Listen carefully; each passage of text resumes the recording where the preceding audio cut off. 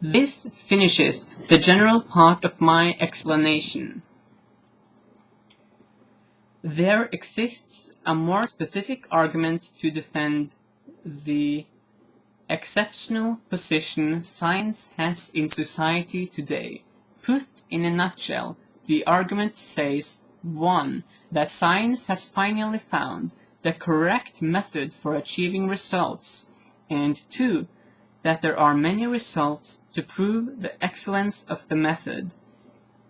The argument is mistaken, but most attempts to show this lead into a dead end.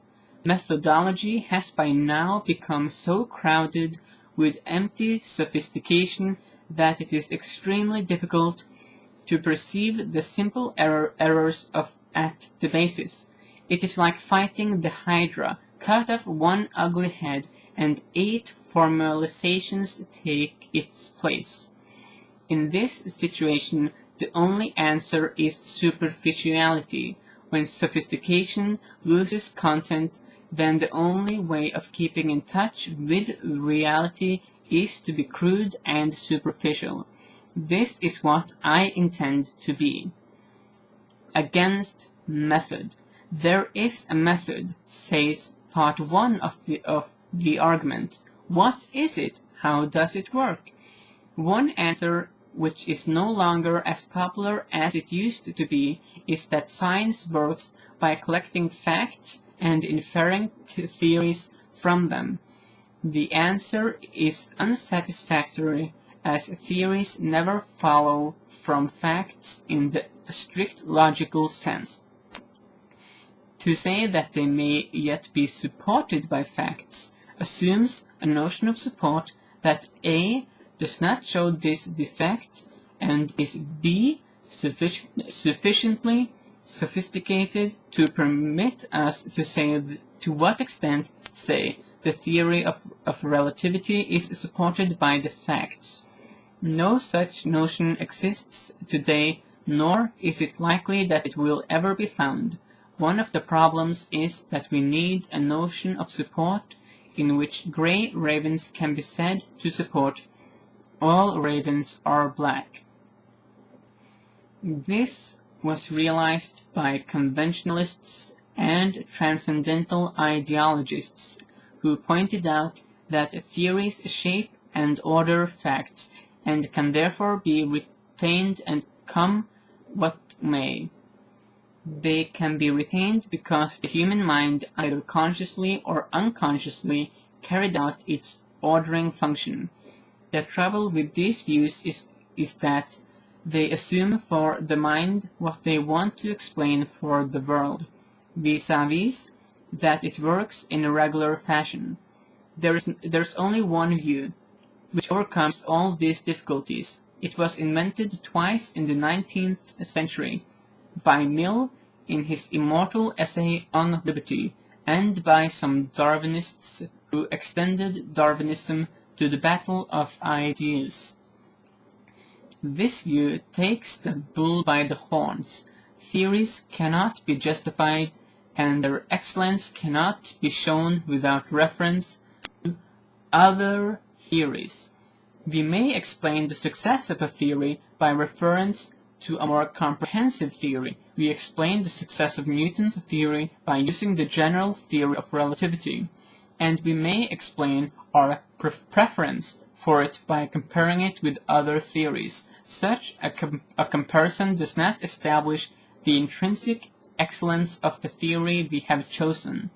As a matter of fact, the theory we have chosen may be pretty lousy.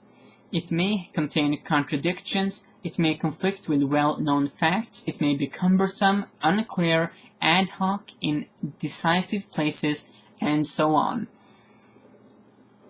But it may still be better than any other theory that is available at the time. It may in fact be the best lousy theory there is, nor are the standards of judgment chosen in an absolute manner. Our sophistication increases with every choice we make, and so do our standards. Standards compete just as theories compete, and we choose the standards most appropriate to the historical situation in which the choice occurs.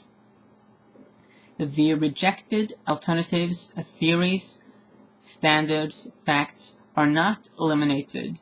They serve as correctives. After all, we may have made the wrong choice. And they also explain the content of the preferred views. We understand relativity better when we understand the structure of its competitors. We know the full meaning of freedom only when we have any idea of life in a totalitarian state, of its advantages, and there are many advantages, as well as of its disadvantages. Knowledge is conceived in an ocean of alternatives, channeled and subdivided by an ocean of standards. It forces our mind to make imaginative choices, and thus makes it grow. It makes our mind capable of choosing, imagining, criticizing. Today, this view is often connected with the name of Karl Popper, but there are many very decisive differences between Popper and Mill. To start with, Popper developed his view to solve a special problem of epistemology. By the way, epistemology is about how it's about knowledge. Okay, he wanted to solve Hume's problem. Mill, on the other hand, is interested in conditions favorable to human growth. His epistemology is the result of a certain theory of man, and not the other way around. Also, Popper, being influenced by the Vienna Circle, improves on the logical form of a theory before discussing it with Mill, uses every theory in the form in which it occurs in science. Thirdly, Popper's standards of comparison are rigid and fixed, while Mill's standards are permitted to change with the historical situation. Finally, Popper's standards eliminate competitors once and for all. Theories that are either not falsifiable or falsifiable and falsified have no place in science. Popper's criteria are clear, unambiguous, precisely formulated. Mill's criteria are not. This would be an advantage if science itself was clear, unambiguous, and precisely formulated. Fortunately, it is not.